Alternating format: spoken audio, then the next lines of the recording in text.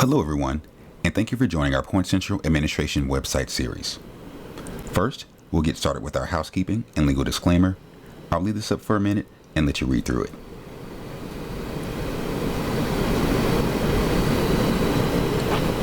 Next, if you have any questions related to this webinar, you can use the chat feature in the GoToWebinar, and one of the consultants we have on the call with us will answer you.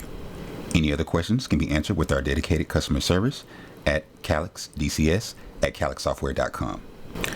I'll be your presenter today. My name is Derek Young. I'm a professional consultant and trainer at Calyx. On today's agenda, we'll be covering the different types of configuration options that you have within the PointCentral admin website. We'll also be covering how the initial admin and the secondary admin can set up different parameters for your website as well. We'll be talking about how you can add a secondary administrator to your PointCentral admin website. We'll also be talking about the Mycalyx Digital Key, as well as the Audit Trail. So let's go ahead and jump into PointCentral and get started. All right, so we're back inside of our PointCentral admin website, and this time we're going to navigate over to our navigation panel and select the option for configurations. And today we'll be talking about the configurations and the parameters. The configuration setup within PointCentral specifies where your data files, templates, and temporary files are stored, as well as any important contact details. This area aims to help you set up your PointCentral efficiently and swiftly. On the parameter screen, which we're on now, you can modify any of the settings listed below.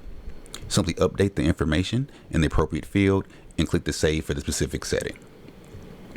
So the first thing you'll notice up here at the top is our section for the initial admin username and password, or the primary admin username and password. So this would be how we would log into our PointCentral admin website with this username and password.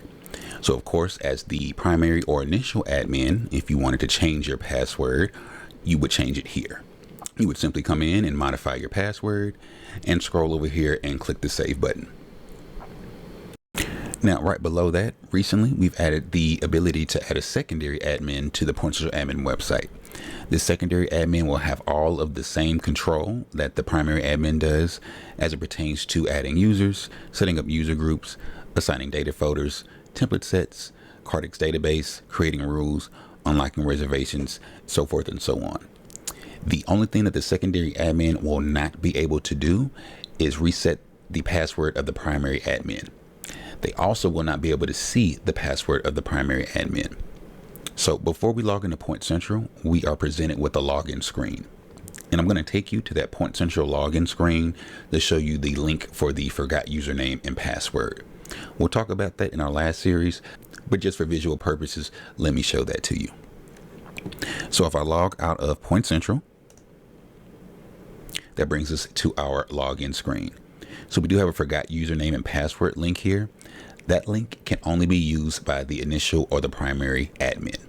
So if the primary admin forgot their password, they're able to click on this link and follow the wizard to get their PointCentral administrator admin password reset.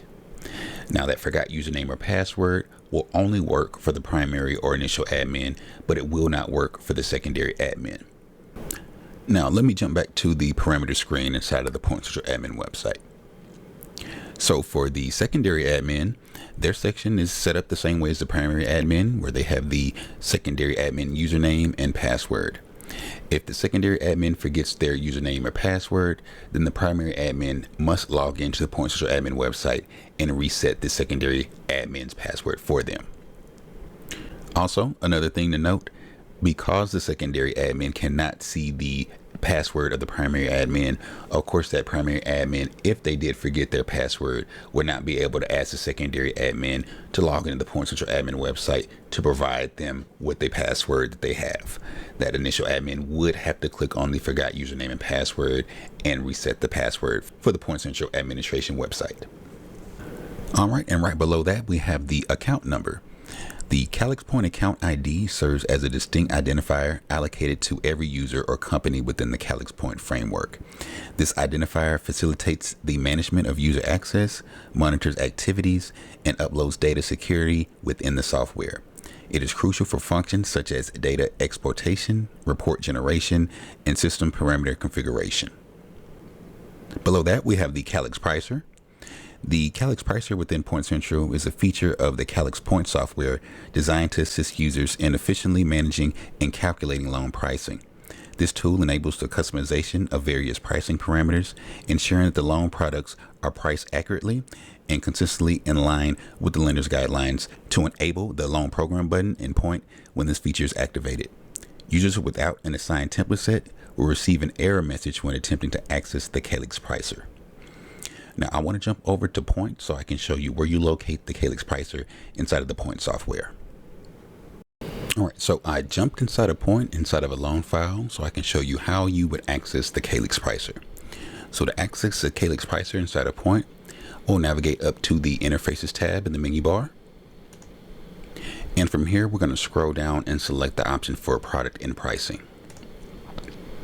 When we select Product and Pricing, this gives you a list of all of the pricing vendors that we have. And at the very top, we have our Calyx Pricer. If I were to click OK on this, this will allow you to launch the Calyx Pricer, of course, once it's been enabled inside of the PointCentral admin website. Now let's hop back over to the PointCentral admin website and continue with our parameters. All right, so we're back on our parameter screen in the PointCentral admin website, and we scroll down just a little bit. The next item to talk about is the Mycalyx Digital Key. The Mycalyx.com website serves as an online platform for Calyx customers, allowing them to download the latest versions of Point and PointCentral. Additionally, users can manage their accounts, add seats, and assign users all in one convenient location. PointCentral utilizes the Mycalyx Digital Key for the management of users and licenses. The digital key is designed to refresh automatically on a monthly basis and is synchronized between your Mycalyx.com account and the PointCentral administrator website. If the Mycalyx Digital Key expires, or if you exceed the number of users permitted by your license, a grace period will be initiated to allow you time to resolve the issue. Should the grace period expire and you have not renewed the Mycalyx Digital Key, access to PointCentral data will be suspended for all users. PointCentral performs automatic checks for an updated digital key every month. However, in some cases, manual refreshing of the digital key may be required. And I'll walk you through how to do that. So I popped over to the mycalyx.com website. This website is where the admin would sign in and be able to send out the different installation versions of Point to their users. This is also where you're able to see the current version of Point that everyone should be on in order to be in compliance. So as you can see, as of the time of the recording of this video, we are currently on Point 11.4 SP1 Service Pack. So I'm going to go ahead and log into the mycalyx.com website.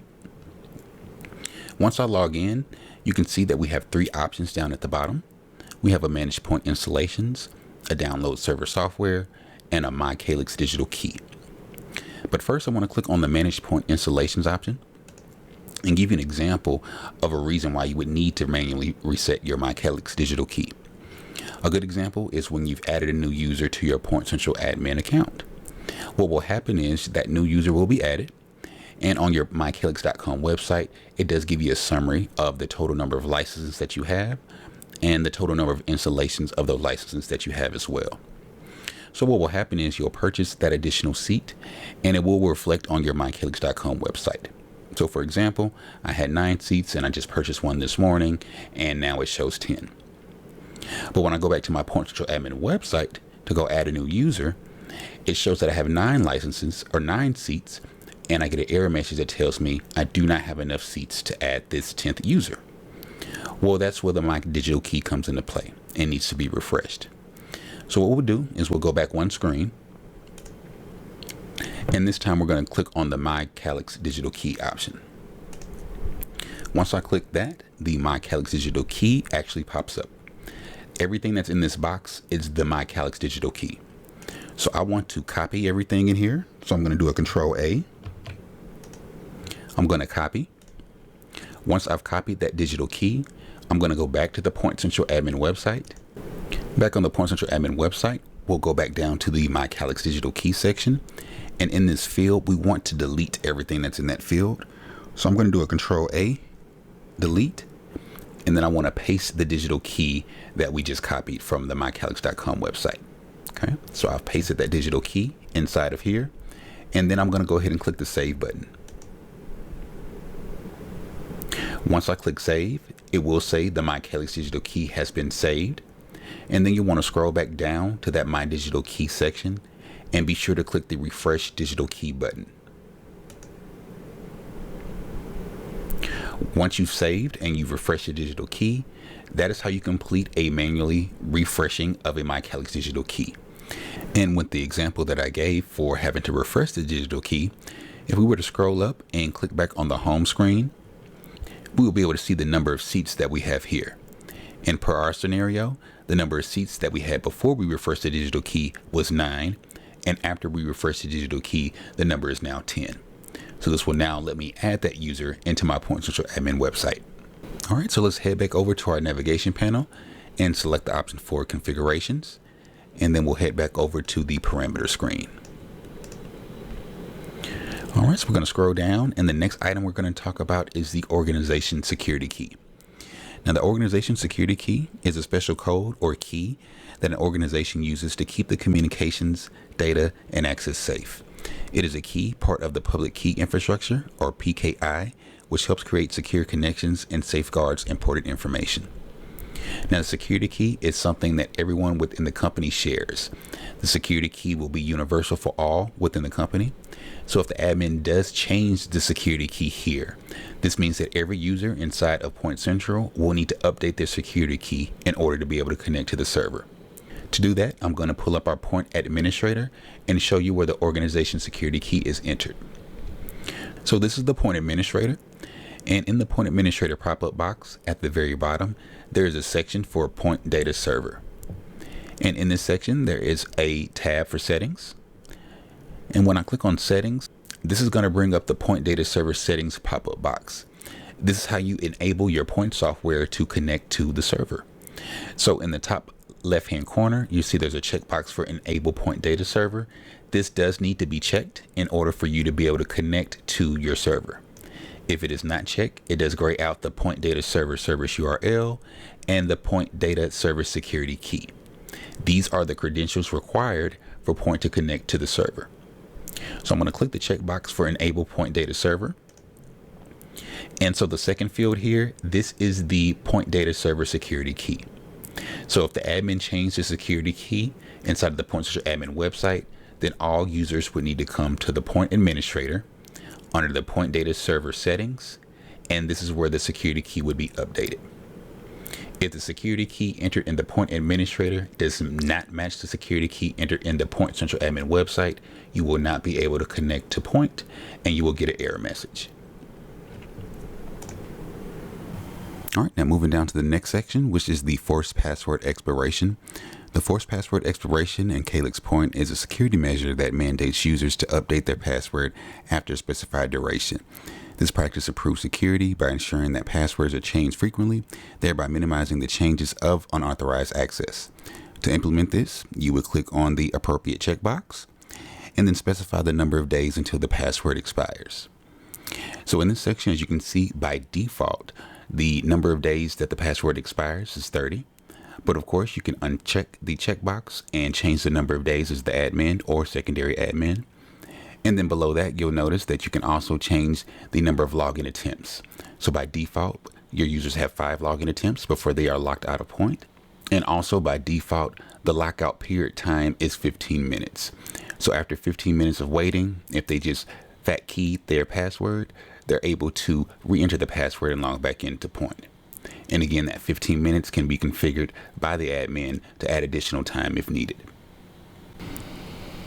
The section right below that is for reservations. Reservations secure loan and template files from PointCentral during editing, preventing other users from making simultaneous changes. When a user opens a file, it is included in the active reservation list. After the user closes the file, the reservation in PointCentral is released. Users might find that after closing a file, it opens in read-only mode when they are trying to access it again. This occurs because the default reservation timeout is 30 minutes, but it can be modified by your admin if necessary. So, users might run into this issue if a user is currently working in a file and another user tries to log in. They will get a reservation error message. This can also happen if you have been inactive inside of a loan file for longer than 30 minutes or whatever the timeout period is set for. it will automatically lock you out of the file and lock the reservation. When that happens, only the admin can unlock the reservation, or the user must wait for the 30-minute timeout period or whatever the timeout default period the admin set for the reservation. And just as a reminder, as an admin, if you ever needed to clear or delete a reservation, you would head over to your navigation panel and select the tab for reservations. And this is where you're able to see your active reservations and or inactive reservations. And currently I'm showing an active reservation that's letting me know that I'm currently inside of a loan file and I have been inactive in that loan file for more than 30 minutes. So I'm currently locked out of that loan file. I'm in read-only mode. And as the admin, if I wanted to give Derek access to that file again, I would come in here and check this box, which is the file that he's in, and delete this reservation. Hit OK up here at the top, and Derek will be able to log in and have access to that file again. Now we'll head back over to our configurations and parameters screen. Back on the parameter screen, the next section that we're going to be talking about is the daily rebuild of template set archives. PointCentral gathers and compresses all template files in a set into a single archive file before sending them to a Point user. This compression boosts performance and shortens the wait time for users logging into Point and PointCentral for the first time. On subsequent logins, only the files that have changed are sent to the Point client when a user opens a specific template type. PointCentral has the capability to automatically reconstruct the template set archives on a daily basis. This section lets the admin activate the automatic rebuilding of the template set archive and adjust the template set rebuild time. This process guarantees that when a Point user logs in for the first time, PointCentral transmit all the template files associated with the user's template set without requiring any extra server request. It is advisable to configure the Point client to consistently retrieve the template set archives from PointCentral, especially when numerous template files are updated daily and the overall size of the template sets are minimal. This configuration enhances performance by preventing each Point client from needing to download every template file that has been modified since the last login. This section enables the admin to automatically rebuild the entire template set archive when over 50 template files are changed, rather than downloading each file separately. The limit of the number of template files can be adjusted here in this section by the admin. As you can see, the default is 50 template files, but as you can see, that can also be updated as well by your admin. And moving down to the next section is the root folder path. This is where the PointCentral data folders are kept. It needs to be a valid directory on the local drive of the PointCentral server. All data folders are directly located under this path with no extra subcategories in between. You can only modify the root folder path if all folders have been switched to conventional, meaning there are no PointCentral data folders present. Next up, below that, we do have the root template set path. The root template set path refers to the location on the PointCentral server where all template sets are kept. This directory is essential for the effective management and organization of templates utilized by various users and groups within the system. And next up, right below that, we have the temporary path section. A temporary path usually donates a specific area on your computer or network where temporary files are kept while loan files are being processed. This location serves to store files that are actively being created or modified before they are ultimately saved to their permanent destination. All right, and scrolling down to the next item, we have the Audit Trail. The Audit Trail features can only be used at locations that have PointCentral installed and need to be activated inside of PointCentral. This function monitors changes and actions in loan files. It starts tracking after the loan file is saved for the first time and records only the changes made since the last save. The Audit Trail log stays with the loan file even if it's moved or copied to a different data folder, unless the option to copy only 1003 data is checked to create a new loan.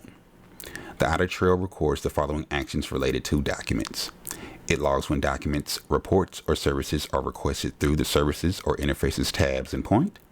It also tracks when a document is added, removed, emailed, or printed from the Document Management section in Point. Additionally, it notes when documents are sent to or received from the borrower and when document requests and collections happen using the point of sale or ZIP. This allows for monitoring deleted files and actions related to templates. This configuration is applicable to all files across all data folders and template sets. So quickly, I'll jump back in Point just to show you how to navigate to the Audit Trail inside of the Point software. So I'm back inside of Point, inside of a loan file, and to navigate to the Audit Trail, we're going to click on the Utilities option in the menu bar at the top, and then we'll select the option for Audit Trail. When we select Audit Trail, the Audit Trail pop-up box will display, and at the very top we do have two tabs, one for Fields and one for Document. So the Fields tabs will record all of the changes made to fields inside of the Point software, and the Documents tab will record all of the changes made to any documents that were stored in the document management inside of a loan file. Now let's head back to our configuration screen inside of our PointCentral admin website. Now back on our parameter screen, the next section is going to be the deleted files history. Deleted files pertain to loan documents, borrower information, or templates that have been eliminated from the system or deleted. Once these files are deleted, they become inaccessible via the PointCentral interface. Nevertheless, it is often possible to recover them from backups if needed, especially if you are hosted by one of our hosting companies, Focus IT, or ABT, or a third-party hosting company. Moving down to the next section, which is the data retention period. PointCentral will keep all file timestamps for loan and template files if the checkbox for enable tracking of the loan files and template files is checked. You can set a data retention period for these timestamps. Once the retention period ends, the file timestamps will be deleted and cannot be recovered. This section enables the admin to modify the years and months of the data retention period. All right, and moving down to the last section, it's going to be the Mycalyx Experience Improvement Program. The Mycalyx Experience Improvement Program gathers anonymous data about your hardware setup and your uses of PointCentral. If you choose to participate, Mycalyx will collect this information to enhance the quality, reliability, and performance of PointCentral. This data assists us in planning future product improvements that align with your needs. The information is securely sent to Mycalyx using secure sockets layer technology. We only collect aggregate data and do not gather any individual loan information from loan files. This data is stored anonymously, and we do not keep your IP address or any other identifying information linked to your organization or clients. To activate this feature, simply check the box for Participate in the Mycalyx Experiment Improvement Program and click Save. This is going to conclude part 5 of our PointCentral admin series. I want to thank everyone for joining, and I look forward to seeing you again in our last PointCentral admin webinar next month. Everyone take care. If you have any questions, please feel free to contact our dedicated customer service at calyxdcs@calyxsoftware.com.